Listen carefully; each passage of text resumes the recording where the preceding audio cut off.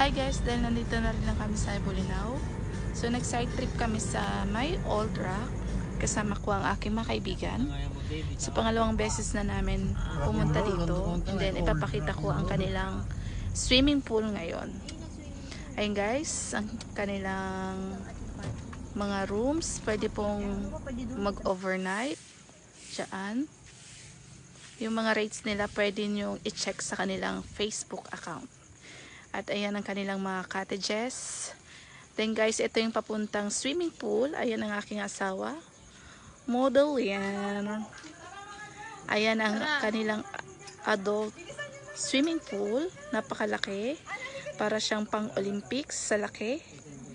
Tapos ito guys yung kanilang kiddie pool. Ayan. Napakalaki rin guys. Susulit na rin ang 250 pesos na bayad nyo.